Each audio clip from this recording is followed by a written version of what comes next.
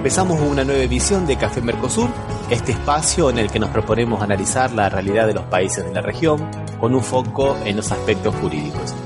Hacemos este programa desde Rosario, Argentina, quien les habla, Osvaldo Di Princio y Daniela Burlini, y de San Pablo, Brasil, Ramiro Cayano Blanco.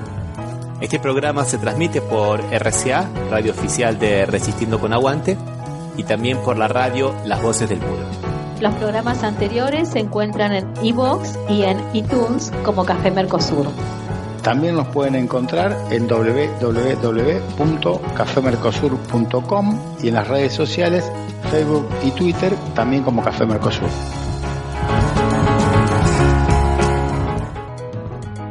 Bueno, estamos aquí en otro programa de Café Mercosur, el encuentro 108. Después de una breve pausa que nos hemos tomado por motivos de fuerza mayor, Osvaldo Di Princio y Daniela Burlini desde Rosario, ¿cómo les va? ¿Cómo están? Hola, ¿qué tal? ¿Cómo te va, Daniela? ¿Cómo te va, Ramiro? Que la fuerza mayor fue tu viaje a las Europas, me parece, ¿no? Sí, efectivamente. Fue un viaje bastante productivo y hemos traído algunas novedades y algunas noticias que vamos a tratarlas en la segunda parte del programa, donde nos proponemos avanzar un poco sobre el tema de los populismos de derecha, qué son estos populismos de derecha, cómo se construyen, principalmente a la luz de lo que es la victoria de Jair Bolsonaro en las elecciones presidenciales de Brasil el día 28. Bueno, ya dándole secuencia al programa, vamos con una noticia positiva, con un adentro que viene de Brasil.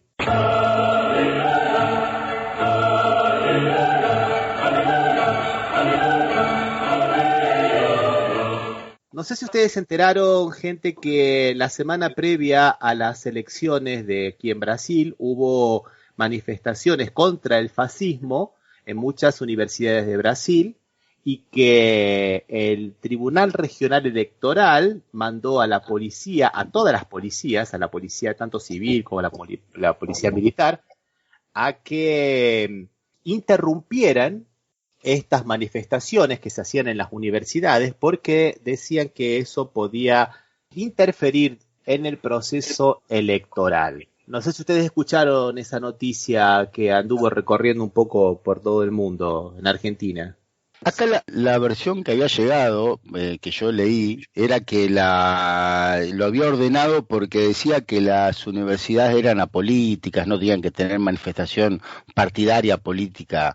Era esa más o menos la versión que había venido acá en la Argentina. No sé si habrá sido ese el fundamento que habrá tenido para ordenar la intervención en la universidad, ¿no? Sí, Osvaldo, también estaba ese argumento dando vueltas en la decisión, ¿no?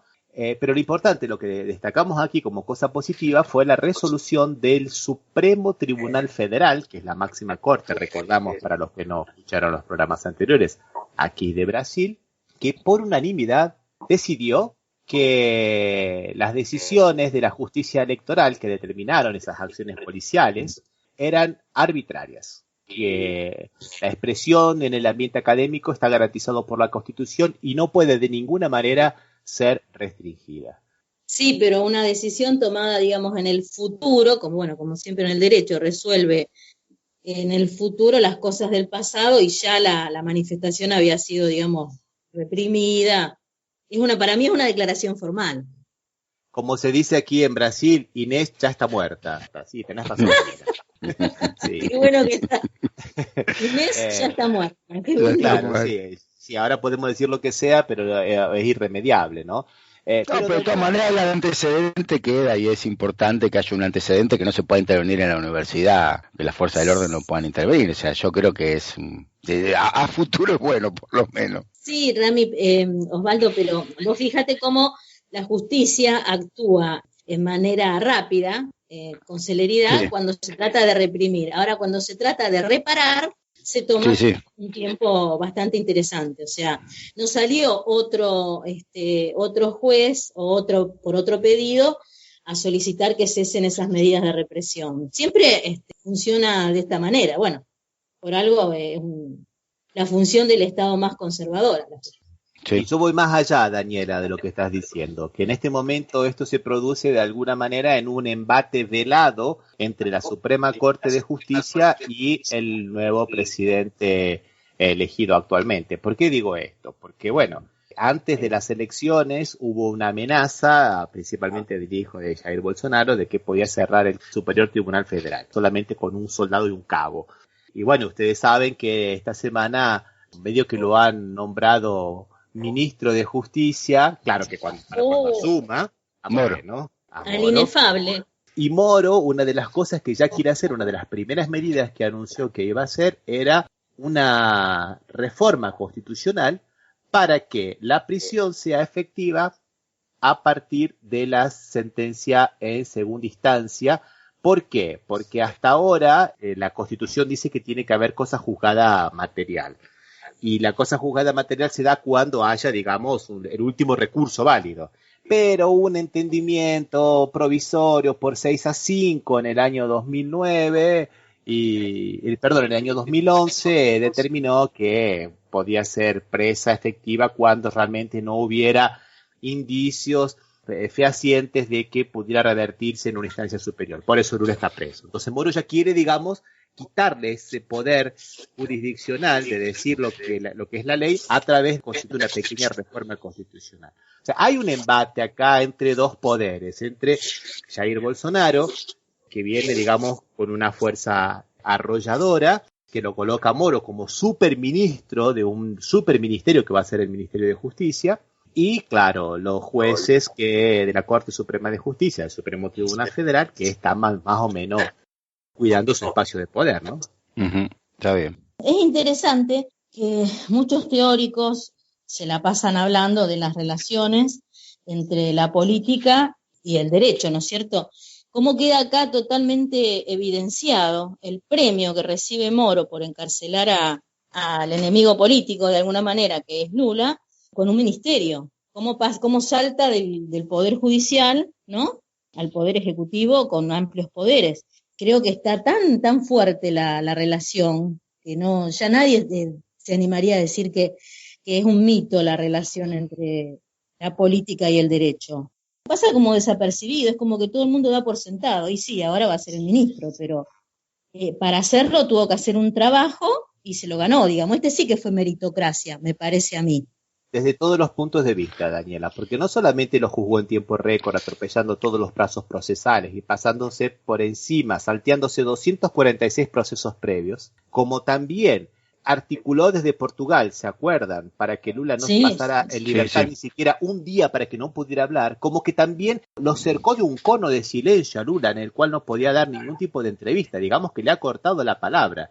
No es solamente que lo encarceló, lo aisló socialmente y ahora recibe el justo premio merecido, que es un superministerio. Claro, Daniel, es así. Es lo que ahora todo el mundo está de alguna manera descubriendo cándidamente.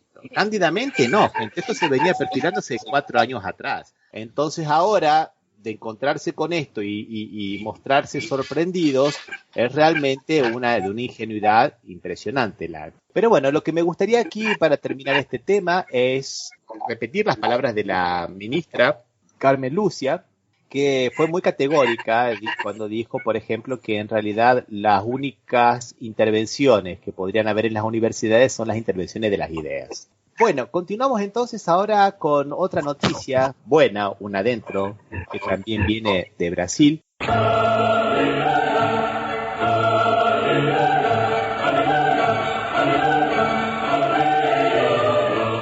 Y tiene que ver con los miembros de la Justicia y del Ministerio Público Fiscal, que fueron denunciados por colaborar con la tortura. Se trata del asesinato de un político, Olavo Hansen, que era realmente un dirigente sindical, que lo habían metido preso por distribuir panfletos en la vía pública.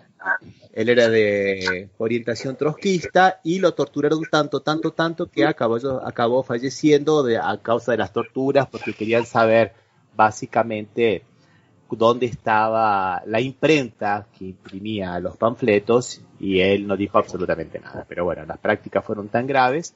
Esto se dio dentro del Departamento de Orden Política y Social, DOPS, de aquí de San Pablo, que es más o menos, digamos, el equivalente aquí en Brasil a lo que era la ESMA en Argentina, posiblemente, o la MERLA. y esto ocurrió en el año 70. Pero bueno, recordemos que nosotros tenemos aquí en Brasil la ley de la amnistía dictada en el año 1979 y confirmada la legalidad por el Supremo Tribunal Federal. Pero eso no implica que por disposición de la Corte Interamericana de Derechos Humanos no tengan que seguir investigándose los casos. Entonces, bueno, el hecho de que se haya admitido, se le haya abierto una investigación, ¿no?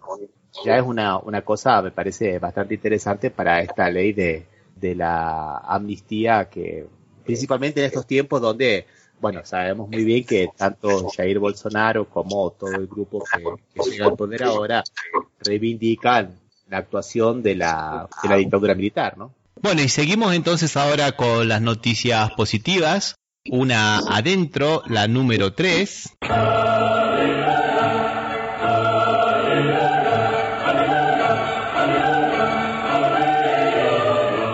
Y esta noticia viene de Bolivia, tiene que ver con una integrante del Tribunal Supremo Electoral que va a presidirlo y que es una representante de los pueblos originarios, específicamente del pueblo Aymara o Aymará. Y se trata de María Eugenia Choque, que ha sido elegida por unanimidad como presidenta de dicho tribunal. Acá me parece interesante, Daniela, porque se van entrecruzando, digamos, dos cosas, ¿no? El hecho de que, de que es una mujer y el hecho de que es una representante de los pueblos originarios. Esto ocurrió el 22 de octubre. Me parece una muy buena noticia, ¿no te parece, Daniela?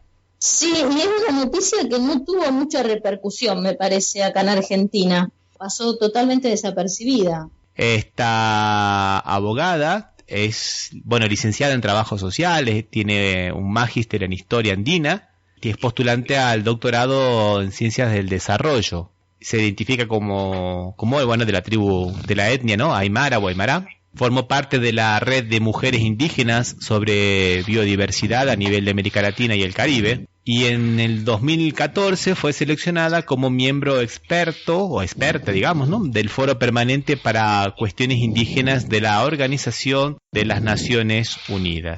Y es interesante el lado que tiene, ¿no? Porque su trabajo de investigación aborda temas de género, muy bien, de identidad y de el Ayllu, ¿no? Una institución sobre la cual algún día vamos a tener que hablar, ¿no? Una cosa tan propia que viene de los pueblos del altiplano, que viene de la época incaica. ¿Podés explicar qué es eso? Porque la verdad que no, así también, gente que nos escucha, yo no sé bien de qué se trata. ¿Lo podría explicar un poquito, Rami?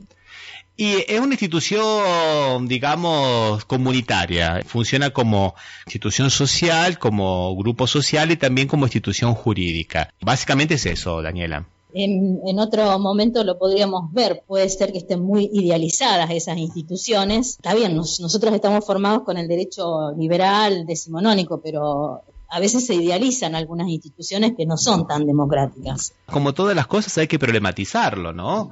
Es interesante que lo tratemos después más específicamente, ¿no? Lo que pasa es que parecería como que si vos tenés un pensamiento crítico en relación a eso, sos un retrógrada o está mal visto, pero parece que con el mismo criterio que estudiás o analizás otras cosas, también estos institutos. Pero bueno, esta mujer es una estudiosa de eso, además de ser una profesora universitaria, ¿no? Fue docente de la Universidad Pública del Alto y de la Universidad Mayor de San Andrés. Me parece una muy buena noticia, ¿no? Para las mujeres es una muy buena noticia. Para el colectivo femenino, por supuesto que sí. Bueno, vamos a hacer una pequeña pausa entonces y vamos a escuchar una canción. Vamos a escuchar a Lila Downs, aprovechando que ya fue el Día de los Difuntos, el Día de los Muertos en México. Y bueno, vamos a escuchar una canción llamada justamente Son de Difuntos.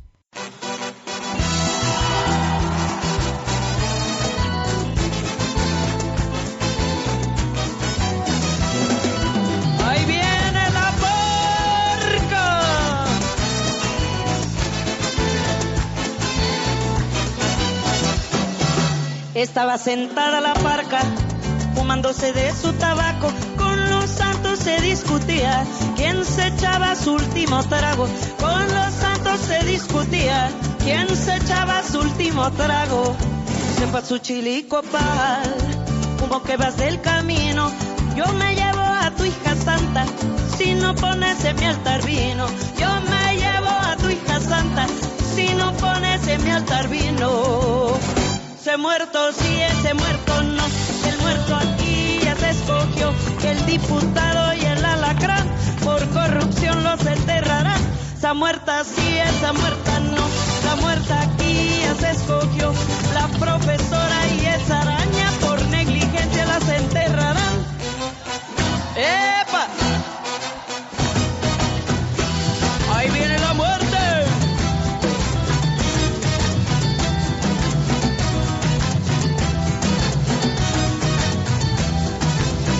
¡Ándale, México!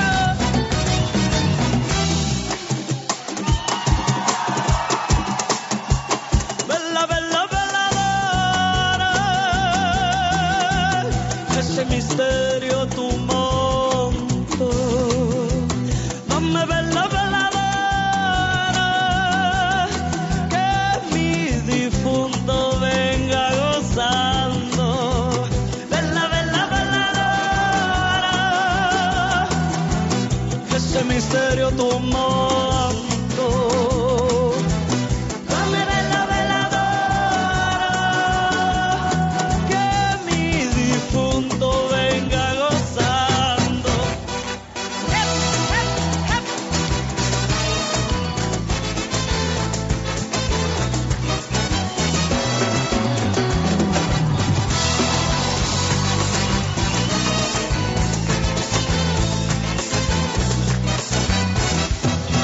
La pelona prendió su tele para ver la telenovela. Tlatuani con sus compinches a la patria se la alburean. Tlatuani con sus compinches a la patria se la alburean. Tamales y chocolate, porque pide dulce y salado por ese camino de flores que la ofrenda te está esperando. Por ese camino de flores que la ofrenda te está esperando.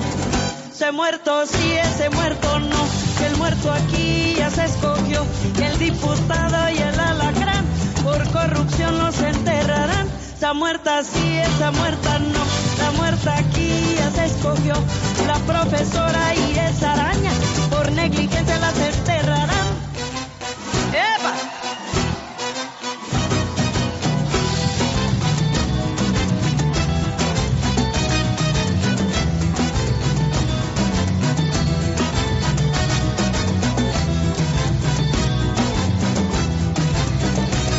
¡Vamos a patear!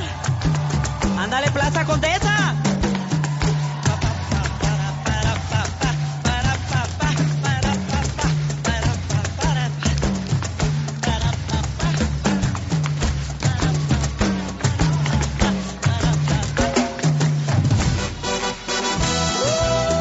¡Pa' que ahí viene la muerte!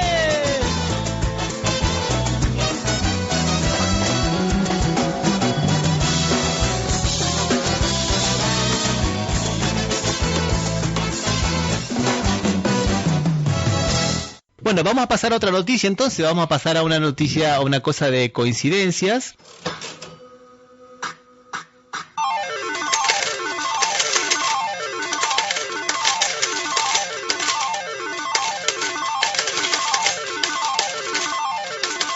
¿Se acuerdan cuando Macri asumió cuál era lo que hacía con relación a los medios de prensa, ¿no? Tuvo una política bastante discriminatoria, no solamente con la pauta, sino también con el derecho a quien participa en las ruedas de prensa, ¿no? En las colectivas de prensa, ¿no? ¿Quién puede hacer las preguntas en la manera de discriminar? Bueno, parece que nuestro amigo Jair Bolsonaro aquí en Brasil ha comenzado ya, antes de asumir, ¿no? Apenas lo han elegido, ya comenzó con las mismas prácticas.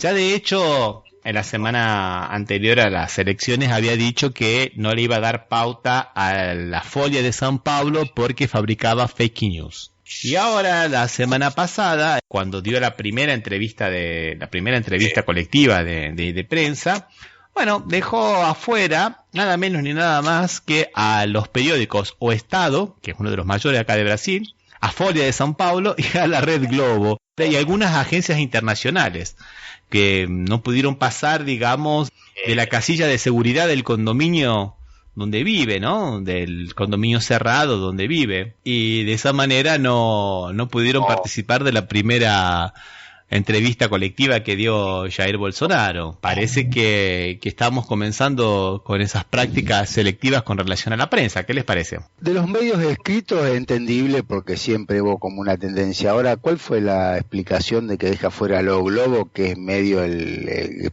medio de comunicación parecería más importante desde afuera de Brasil, más importante de Brasil? ¿Cuál fue la razón de que lo dejara fuera? ¿Qué dicen en Brasil? Bueno, es interesante lo que estás preguntando, Osvaldo. Nosotros de acá podemos especular a través de los signos políticos, porque no recibe a la Globo en la colectiva de imprensa, como bien decís vos, Osvaldo, uno de los principales, pero sí recibe a Macedo, que es el dueño de la red Record, del canal Record, que es, digamos, de la Iglesia Universal del Reino de Dios, que es su aliado político, y todo hace pensar de que va a haber una cierta política bastante de discriminación, de favorecer a uno en detrimento de otros. Aquí nosotros tenemos hace unos 4 o 5 años que se ha establecido una batalla sorda entre estos dos principales medios de comunicación, ¿no? La red Globo y la red Record. Y eso se da en muchos otros aspectos, no solamente el lado de la influencia política. De alguna manera, la red Globo ahora está pagando el precio de haber sido muy ingenua, de haber apoyado el golpe contra Dilma Rousseff, de haber apoyado la campaña del antipetismo, de haber, digamos, ingenuamente normalizado las voces que se levantaban contra Jair Bolsonaro y haber creado este político que ahora puede ser el que, no sé si le va a dar la sentencia de muerte, pero por lo menos que va a favorecer a su rival y que es muy difícil que puedan arreglar entre ellos, ¿no? O sea, una muy buena pregunta, Osvaldo. O sea que podríamos esperar que que los próximos 4 años un crecimiento exponencial de la red de Record, diríamos. La red Record ya encontró un nicho interesante a la sombra de la Globo y ha crecido muchísimo. Y yo creo que ese crecimiento puede ser mucho mayor ahora. Sí, tenés razón, Osvaldo. Principalmente porque nosotros hablamos, por ejemplo, dentro de la producción cultural brasilera y todo el mundo reconoce las novelas, ¿no es verdad? Las novelas, sí, las telenovelas son de difusión mundial. Bueno, y cuando nosotros hablamos de telenovelas brasileras, hablamos de telenovelas de la red Globo. Eventualmente aparece alguna otra histórica que no lo fue, como Pantanal o como Dona Bella, de la extinta red Manchete, que no existe más, pero después actualmente prácticamente son todas las de la red Globo, menos las últimas que están apareciendo con temas religiosos que son de la Record. Claro, que son las que se están, aparte, hace tiempo que no se ven acá en la Argentina, por ejemplo, telenovelas de la red Globo, y sí se están viendo de la red Record. Todas estas de carácter religioso, bíblicos, temas bíblicos, los 10 mandamientos, creo que era, no me acuerdo cuál eran. Pero y las de la red Globo no se ven directamente, ningún canal las difunde. O sea que va a haber algunos movimientos bastante interesantes dentro de ese aspecto, y eso un poco explica el hecho de que en la primera entrevista colectiva la red no entre, ¿no? Pero estamos especulando, lógicamente, ¿no? Sí, no, me pareció, a mí me extrañaba que no apareciera la red O Globo, que fue uno también de los que, aparte del movimiento del Día Evangélico, fue uno de los que ayudó en la campaña de Bolsonaro, sobre todo por los ataques al PT, supongo que hacía la O Globo. Sí, es interesantísimo, Osvaldo, eso que acabas de decir, que justamente cuando las mujeres, una semana antes del primer turno de las elecciones, convocaron manifestaciones masivas, como muy pocas veces se veían en Brasil, contra la campaña de el no. Bueno, aparecieron muchas fake news que de alguna manera fueron dinamizadas por toda lo que era la Iglesia Universal y por la campaña de la Iglesia Universal y por el apoyo que ese mismo día le da la Iglesia Universal. Entonces la red Globo, que digamos invisibilizó absolutamente todas esas manifestaciones, no solamente la red Globo, sino otros medios de comunicación que eran favorables a Bolsonaro ya declaradamente. Sí, sí. La Red Globo, que supuestamente tendría que haberse mantenido neutra, invisibilizó todo eso. Entonces la narrativa que se mantuvo con relación a eso fue la narrativa de la fake news, de mostrando imágenes de mujeres defecando en las iglesias que eran del cuando el Papa Francisco vino la primera vez a Brasil, y las pasaban como que hubieran sido imágenes de las manifestaciones y muchas otras cosas más. Entonces, claro, la Globo, digamos, está cosechando lo que sembró, ¿no? ¿Les parece que que escuchemos otra canción? Dale. Vamos a escuchar entonces un grupo uruguayo llamado 4 pesos de propina y un tema llamado Mi Revolución. Hoy la pelea que doy es quererme más. Hoy el grito que doy es silencio. Hoy te pido perdón si te lastimé el corazón. Hoy no quiero lo que me hace mal, lo oscuro del juego. Hoy que es tiempo de sanar las heridas del tiempo. Hoy que pronto será ayer, regálate el momento. Hoy pude ver quién soy, conocerme más. Hoy que el veneno encontró su remedio. Hoy me doy el perdón si me lastimé el corazón. Hoy vale más despertar que soñar en este juego. Hoy que es tiempo de sanar las heridas del tiempo. Hoy que es tiempo de ser luz. Esa es mi revolución, llenar de amor mi sangre si reviento, que se esparza en el viento el amor que llevo dentro.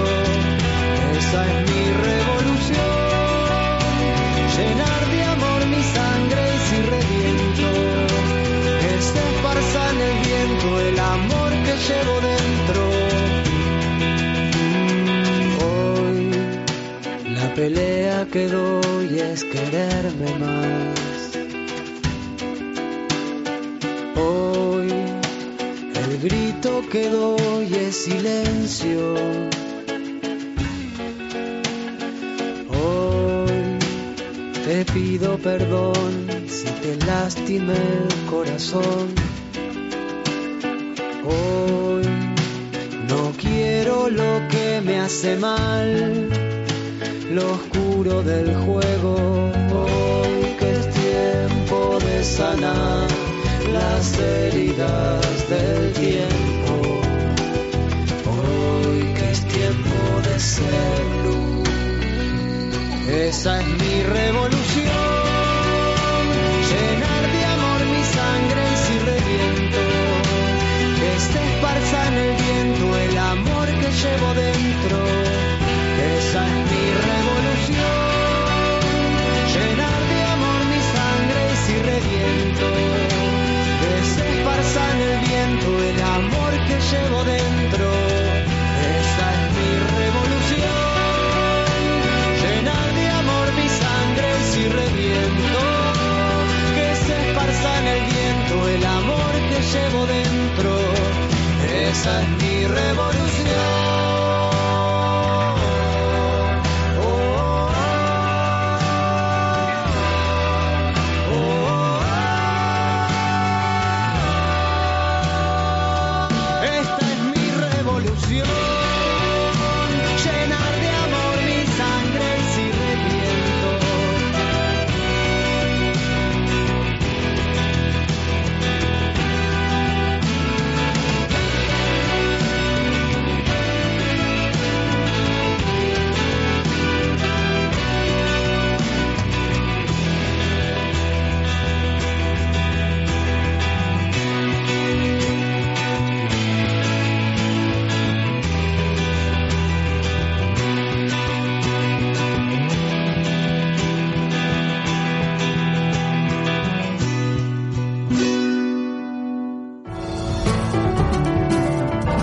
Estás escuchando Café Mercosur por las radios RCA, Resistiendo con Aguante Oficial y Las Voces del Muro.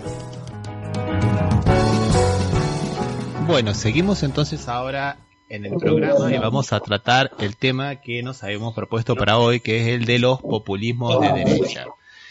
Bueno, semánticamente, ¿qué significa esta palabra populismo?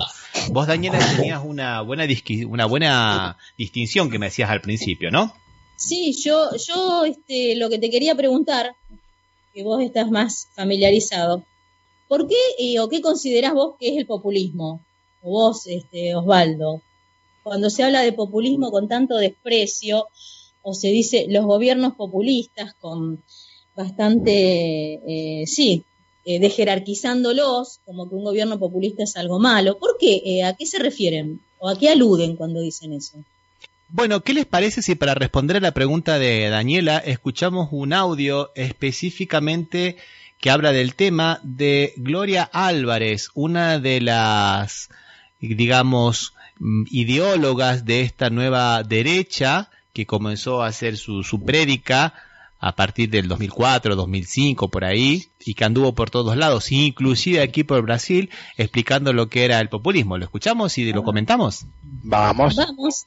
Los grandes líderes populistas como Perón, Mussolini, Kirchner, Chávez o Getúlio Vargas coinciden en tomar una parte de la población y volverla el enemigo interno, que junto con el enemigo externo se convierten en lo que los populistas llaman antipueblo. Entonces, por un lado está el pueblo y por otro lado está el antipueblo. En cada discurso, el populista busca insertar odio en la sociedad, hacer que el pueblo odie al antipueblo. El antipueblo puede tomar diferentes formas, externas o internas. La oligarquía, la plutocracia, los yanquis, los españoles conquistadores, los empresarios locales, en fin.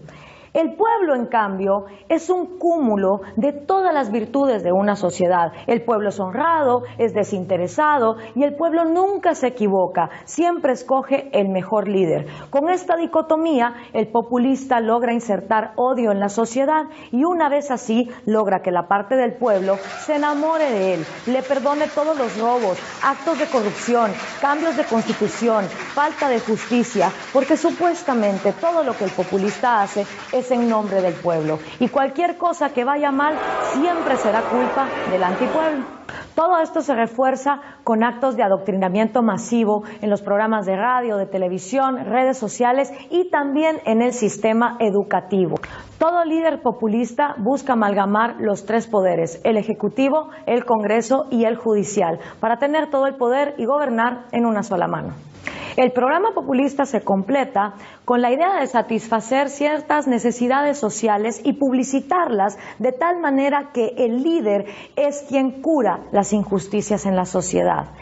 Así, incrementan el gasto público, multiplican el empleo estatal, suben las dádivas, los subsidios y las bolsas de comida. Y para poder financiar todas esas cosas que te regalan y que te dicen que son gratis, mentira, nada es gratis, todo viene pagado de algo, entonces los populistas tienen que hacer otra cosa, tienen que aumentar los impuestos, aumentar la deuda pública y aumentar la inflación que se come el ahorro de los pobres. El aumento de los gastos del Estado nunca les alcanza y los servicios, las prestaciones a los ciudadanos cada vez son más pobres. El programa populista incrementa el consumo, desincentiva la inversión, descapitaliza el país. Luego, el sector productivo continúa siendo expoliado hasta que el dinero se acaba. La economía entonces entra en estanflación y los gobiernos desesperados empiezan a tomar otras medidas, controles de precios, controles de tarifas, controles a las importaciones y exportaciones del país, hasta que llega un punto donde la economía colapsa, como está sucediendo en Venezuela y en Argentina. Por supuesto, la culpa nunca es del populista y cuando las cosas empiezan a ir mal, el populista empieza a culpar a los enemigos externos e internos que previamente se inventó. La culpa es del FMI, del Banco Mundial, de los yanquis o los cipayas oligárquicos que nunca quieren colaborar. Y mientras en el resto del mundo 2/3 de la población dejan de vivir en pobreza, en los países populistas, sin que haya guerra, la pobreza sigue aumentando. El populismo ama tanto a los pobres que los multiplica.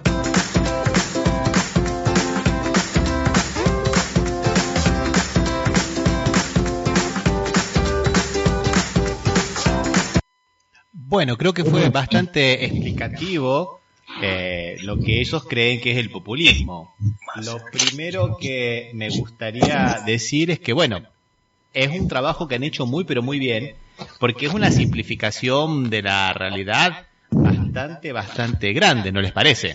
Me parece como que se maneja con eslogans, a mí. Da por sentado algunas cosas y esas cosas son como con un dogmatismo que eso es verdad. Ha convencido a mucha gente justamente porque no análisis, porque en el mundo en el que nosotros vivimos, claro, cuando viene un discurso como este, que como bien decís vos, Daniela, son más eslogans que otra cosa, son de una simplificación tan grande, lo compran in totum, o sea, lo compran de una manera absoluta e irreflexiva.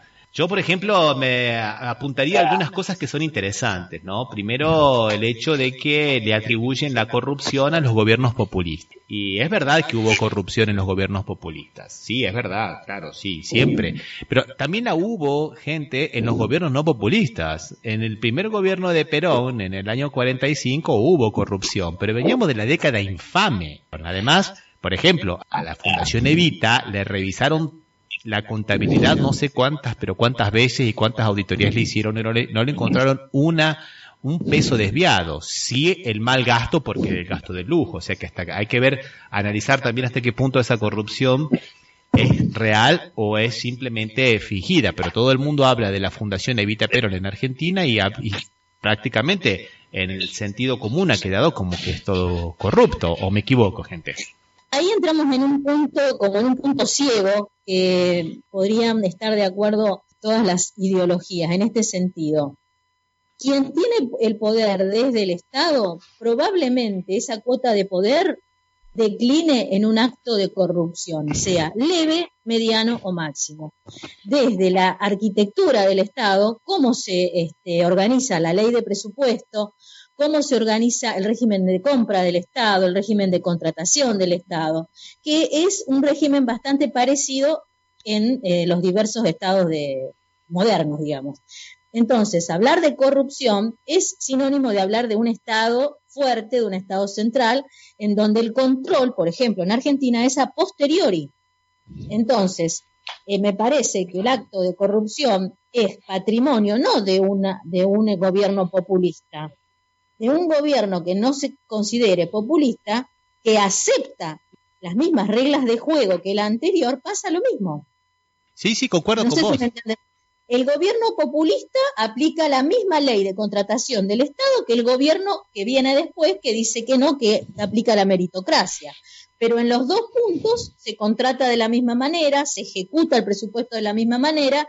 No, yo lo que me parecía que lo que vos decías sobre Gloria Álvarez era cierto, que toma como verdades manifiestas, como cosas que son así, y una de las realidades que toma como que es indiscutible es que la corrupción es solamente producida por los gobiernos populistas, que ella determina como populista, ¿no? Sin el mayor fundamento político ideológico, me parece, pero bueno, y ella entonces parte de que eso, y esa es la verdad que toma y esa es la que compra la gente, y lo que vos decís es cierto, creo que no, que más que todo la corrupción es propia del poder y no de los gobiernos populistas, propia del que tiene el poder en ese momento.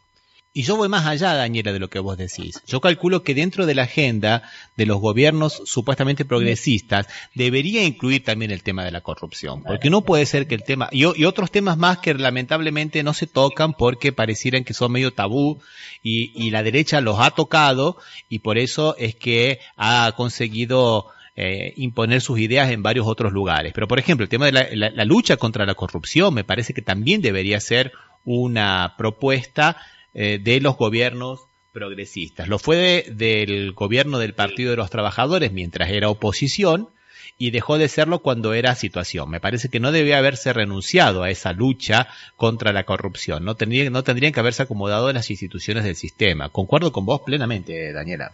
Sí, mira, hay un libro de un profesor de Derecho Administrativo de Argentina que se llama Héctor Mayral y que dice el problema y la raíz está en cómo contrata el Estado, cómo distribuye y cómo se controla. Hasta que no se critique y se ponga, digamos, en manos más democráticas, ese punto del Estado, estamos en la misma, porque hablando de Argentina, Macri contrata igual que contrataba el gobierno anterior, y es más, a las mismas personas, diría, a los mismos grupos económicos, que están siempre y son beneficiados en todas las licitaciones importantes de este país. Lo mismo ocurre en Brasil, Daniela. Lo que pasa es que, bueno, en América Latina el tema de la corrupción ha sido un caballo de Troya para meter otros temas más que vienen, bueno, dentro de ese caballo de Troya. En Europa, por ejemplo, los populismos de derecha o estos grupos de derecha que van iniciando a través de ideas muy fáciles de entender y de situaciones y de respuestas, como vos decís, que son más eslogans que verdaderas propuestas, no tiene que ver tanto con la corrupción y sí con el nacionalismo xenófobo. Es lo mismo, son, digamos, metatemas que van metiendo otros temas en el fondo que le van dando significación. Por ejemplo, si hay corrupción, quiere decir que lo que hace el Estado con relación a las políticas sociales no puede ser bueno, y si a eso le agregamos el ingrediente de la meritocracia, ¿cómo el Estado te va a dar algo que no te mereces? Ahí nosotros tenemos el populismo. El Estado te regala, te compra a través del voto. Entonces, si vos no te mereciste tener una ayuda familiar y el Estado te la dio, es porque quieren comprar tu voluntad. Como dice de alguna manera esta chica Gloria Álvarez, ¿no? Por ejemplo, en Europa pasa más o menos lo mismo. Si viene un extranjero te va a robar tu trabajo, aunque el trabajo que haga el extranjero es un trabajo que nunca haría un europeo, por ejemplo. Es otra forma de un megatema que va metiendo otros subtemas que van en contra de lo que podemos conocer como un sistema democrático, ¿no? ¿Y cómo explican en Europa las políticas asistencialistas que tienen hacia la gente? ¿Cómo? Porque tienen, o sea, todos los países, que algunos más, otros menos, tienen políticas asistencialistas a sectores más desprotegidos, inclusive a sectores económicos, como es el campo y ese tipo de cosas. ¿Cómo explican esas políticas sin caer en decir que son populistas? Es interesantísimo, Osvaldo, lo que estás preguntando. Yo vengo de Suiza, y en Suiza tienen más protección social de lo que podría haber tenido cualquier sistema peronista en Argentina o varguista en Brasil. Sí. Porque, cualquiera de los populismos modernos, diríamos. Los transportes públicos están subsidiados y son del Estado. El Estado tiene hasta uno de los mejores hoteles, o sea, el Hotel Metrópoli. Esto está hablando de Suiza, que parecía de donde nació el capitalismo moderno, con Calvino y todo esto, ¿no? No, y cuando uno habla de capitalismo y dice Suiza, todo el mundo se saca el sombrero, ¿no? Porque piensa que... Y no, y nada que ver. Por eso, pero bueno, por eso que ahí el enemigo es, digamos, el extranjero. Es el otro que de alguna manera viene a sacarnos esos beneficios que nosotros hemos conseguido históricamente construir. Entonces ahora en Suiza los partidos de derecha están pensando si todos los inmigrantes hay que recibir a todos los inmigrantes o si hay que recibir solo a un determinado número de inmigrantes porque no hay para todos, ¿no? Lo mismo pasa en España, lo mismo principalmente con el movimiento Vox, en Italia, ¿no? Con Salvini. Y bueno, digo, muchos otros lugares, Hungría, por ejemplo, Inglaterra, muchos otros lugares, digamos, por eso mucha gente diferencia entre estos populismos de derecha latinoamericanos y los populismos de derecha europeos, porque en Latinoamérica no tienen supuestamente esta raíz tan fuerte del nacionalismo xenófobo, aunque hay un poco de eso, no es lo principal. Pero en el fondo es más o menos lo mismo. La idea que se va metiendo es, digamos, la menor participación del Estado en la economía, la meritocracia como medida de todas las cosas, y una cosa que es interesantísimo es no tanto el ataque abierto hacia determinadas instituciones sociales, como el ataque, digamos, a los bordes de esas instituciones. Entonces, la lucha contra el feminismo, la lucha contra la igualdad racial, la lucha contra la igualdad social, la lucha en contra de la diversidad religiosa, y eso es un común denominador que estamos viendo en todos estos movimientos, y viene desde Estados Unidos, ¿no? Viene desde Estados Unidos y que forma parte un poco de estos nuevos movimientos de derecha, ¿no? ¿Por qué decís que viene de Estados Unidos? No me doy cuenta. ¿Por qué pensás que irradia? En realidad, los hermanos Koch son dos hermanos multimillonarios, ya comenzaron con esto hace bastante tiempo, empezaron con pequeñas batallas que no les hemos dado mucha importancia, como por ejemplo en una comunidad que ellos se opusieron mucho a la educación inclusiva y hicieron una verdadera cuestión de Estado con eso. Todo el país se movilizó y realmente era si había que tener escuelas para negros y blancos o escuelas para negros separadamente de los blancos, porque ellos se oponían a la inclusión y la sociedad estaba muy orgullosa de esa inclusión social porque era una ciudad que tenía bajos índices de violencia, de crímenes, y los jóvenes negros sí, discúlpame, porque yo no, y mucha gente que nos escucha también tampoco sepa, ¿quiénes son esos hermanos? No, perdona la ignorancia, no sé quiénes son los hermanos. Y esos hermanos Koch son personas multimillonarias, hombres de las finanzas, hijos de inmigrantes inclusive, que son un poco estos nuevos paladines de esta nueva derecha que viene apareciendo y que viene alimentando la think tank, que son estos tanques ideológicos que nacieron un poco a la luz de lo que era Margaret Thatcher en los años 80 y de algunas ONGs, y que después se fueron para Estados Unidos y que de allí se han dispersado por toda Latinoamérica.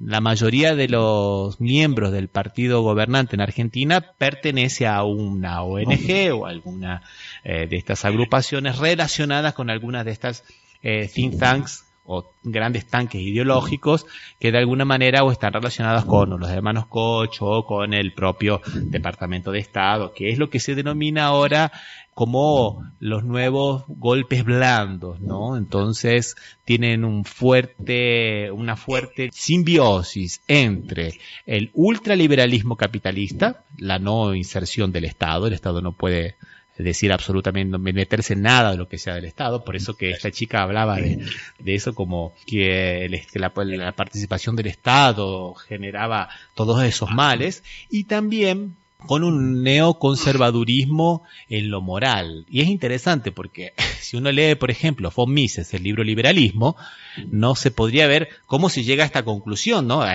Porque el ultraliberalismo económico también significa también liberalismo en lo moral. ¿Y por qué se llega de esta manera a ver que la no intervención del Estado tiene que ver con la escuela sin partido, por ejemplo? El adoctrinamiento de los profesores en las escuelas, que es lo que esta chica también hablaba cuando hablaba del sistema educativo. Vieron que ella nombraba dentro de los populismos 4 grandes cosas, ¿no? La corrupción, el sistema educativo, que era para educar y para, digamos, adoctrinar al pueblo, y hablaba de los medios de comunicación que también contribuían, y el poder absoluto que los gobernantes populistas querían tener, ¿no? Entonces se ha juntado de alguna manera este ultraliberalismo con este neoconservadurismo, ¿no? Lo que se conoce como neocon, por ejemplo.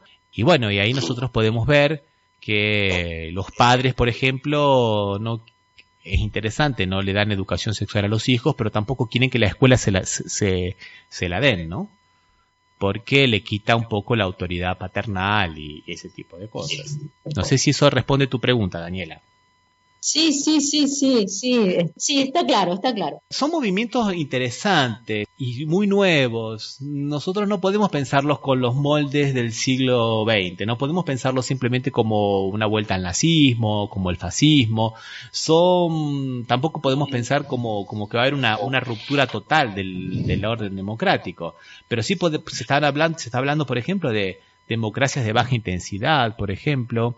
Se está hablando de semidemocracias, democracias no plenas, donde, bueno, justamente otros actores políticos que tenían una voz, digamos, más marginal, hoy están en un papel preponderante, como por ejemplo que estábamos hablando de las iglesias neopentecostales, con una red de comunicación impresionante y asociados al gobierno, ¿no?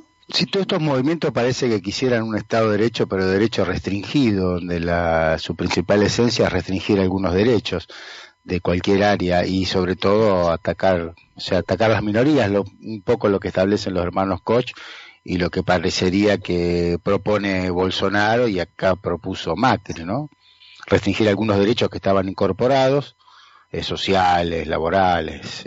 Me parece que la principal idea de ellos, porque esos derechos es una intervención del Estado en los particulares.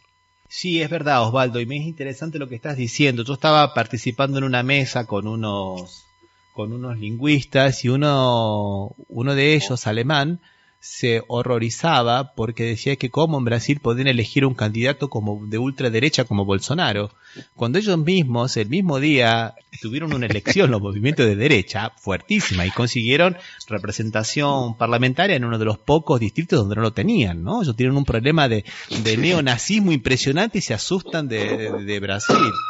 Y por ahí, sí, yo veo que se hacen muchos intentos para diferenciar la realidad argentina de la realidad brasilera.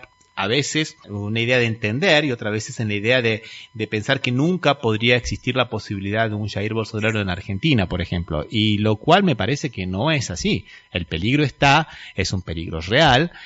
No sé si será del lado militar o no. En el caso brasilero, por algunas circunstancias muy particulares. Por ejemplo, el prestigio de las Fuerzas Armadas que mantuvo en Brasil. El hecho de que no haya habido una política de verdad y memoria como la hubo en Argentina, bueno, ha hecho que un capitán, por ejemplo, tomara la posta y llevase adelante este plan, ¿no?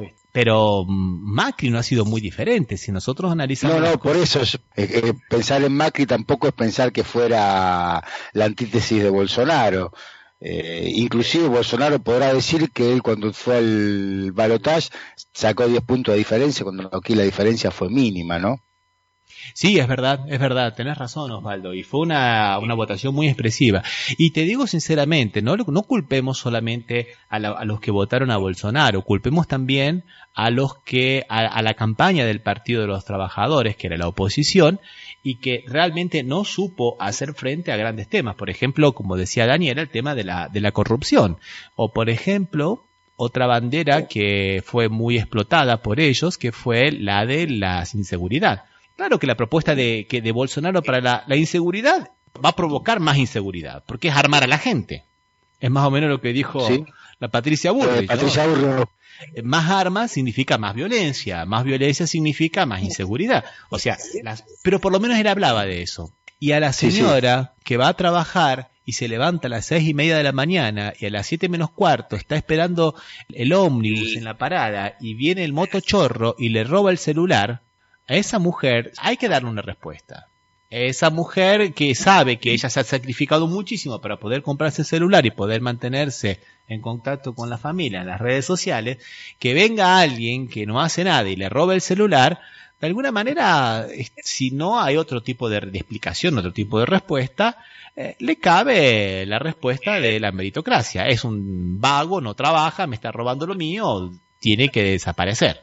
Lo que pasa, creo que fue muy efectivo de la derecha, o de estos gobiernos, diríamos, populares de derecha, poder crear un otro tan acendrado en la gente y que sea tan significativo, porque el mismo otro que se queja de la mujer que sale para tomar su colectivo y la roban, que la roba tiene la misma atracción que ella, o sea, social, en algunos aspectos, y ellos pudieron crear que el que tendría, no su amigo porque lo robó, no tener esa posición, pero decir, bueno, que ¿por qué pasa esto? ¿Por qué llegamos a esto?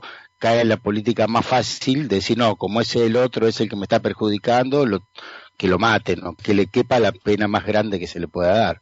Y ahí vamos a otra de las cosas que apuntaba esta chica Gloria Álvarez, que ella se le atribuía al populismo, que es la creación del odio, cuando en realidad el populismo, claro que marca la diferencia. Muchas veces el comunismo también se construye, o por lo menos los gobiernos progresistas también se construyeron siempre en la base de la dicotomía, ¿no? Entonces, Bradeno Perón en Argentina, la antipatria, claro que existió eso, pero lo que vos decís ahora, esa construcción del otro, Osvaldo, es un tema muy pero muy interesante, porque ellos han descubierto, digamos, un tercer móvil político. Cuando Maquiavelo le daba las recomendaciones al príncipe, él se preguntaba si era mejor ser temido o amado. Entonces ahí tenemos dos móviles políticos, el amor y el temor.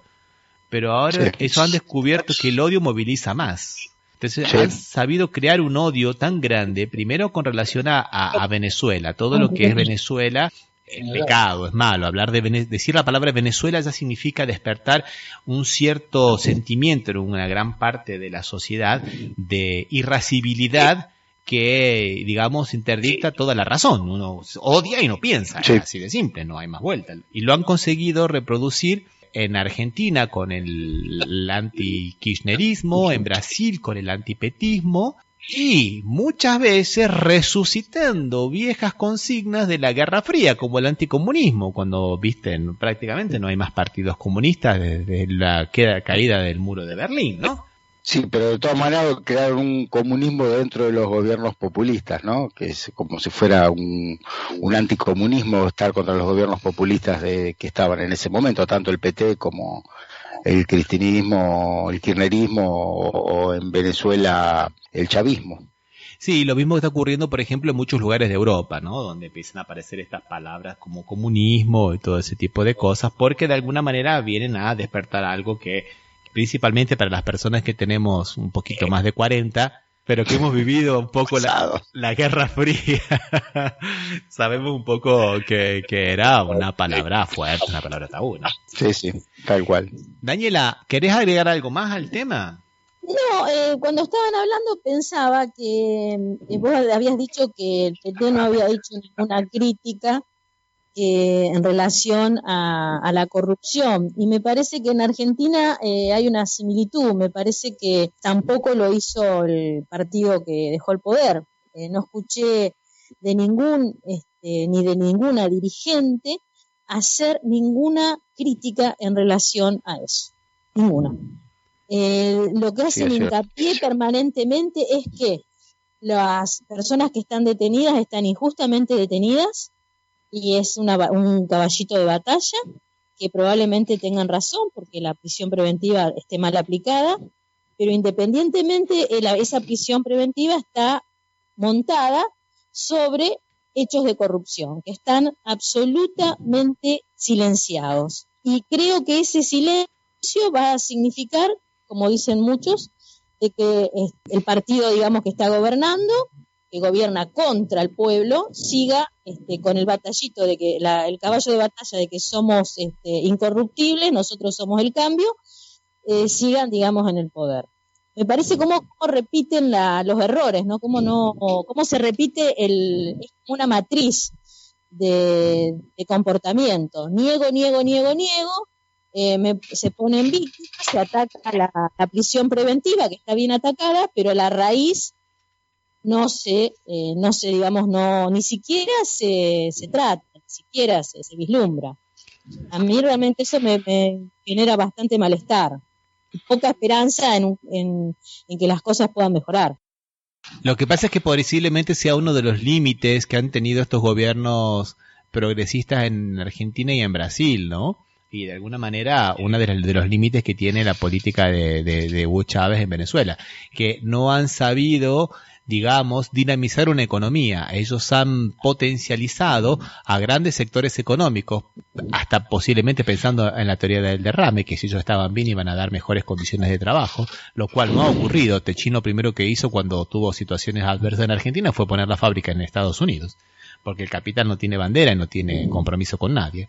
Pero si se hubiera, por ejemplo, si se hubiera roto esa lógica que vos bien estabas describiendo, Daniela, son siempre las mismas empresas que participan en las licitaciones públicas, que es el gran motor de los crecimientos en países semidesarrollados, subdesarrollados, digamos. Bueno, ahí si se hubiera hecho una política de democratización del crédito, por ejemplo, donde con mayor participación de las medianas y pequeñas industrias, la cosa podría haber sido diferente. Pero bueno, fue uno de los límites que han tenido estos desarrollos económicos del principio del siglo XXI. Me parece que podemos escuchar por ahí una explicación de esto, y por otro lado los peligros de que, bueno, si caen estos grandes grupos económicos, cae un poco la economía, lo que ha ocurrido en Brasil con la Lava Jato. Aquí grandes grupos económicos han perdido muchísimo dinero y eso ha significado millonarias pérdidas de puestos de trabajo. Claro. Sí, yo creo que con las diferencias y las particularidades que tiene cada país, lo que decís vos, Daniela, es totalmente cierto. O sea, se comportaron de la misma manera todos los movimientos que por lo menos encuadraban dentro de los movimientos progresistas y negaron la realidad de la corrupción como si fuera que no, que esto no pasa o que ello no pasa, o que está, en este caso en la Argentina, no se centraron en decir que están mal los procesamientos. Y creo que en Brasil también un poco apuntaron todo a eso, que en realidad Moro lo que hace es una tergiversación del derecho, pero no pensaron en que evidentemente tanto la Odebrecht como Petrobras evidentemente tenían un comportamiento que era... digo esas dos que son las que se me ocurren ahora, no sé si hay más, Ramiro, debe haber muchas más, supongo, que son las que tenían, las que estaban en los casos de corrupción, ¿no? Bueno, señores, dejamos por aquí entonces. Recordamos que este programa se transmite por las radios RCA, Resistiendo con Aguante Oficial, y Las Voces del Muro. Y nos pueden encontrar en Facebook y Twitter como Café Mercosur. Que pueden escuchar este programa y los programas anteriores en nuestra página www.cafemercosur.com. Un abrazo, gente, hasta la próxima. Un abrazo. Hasta la próxima.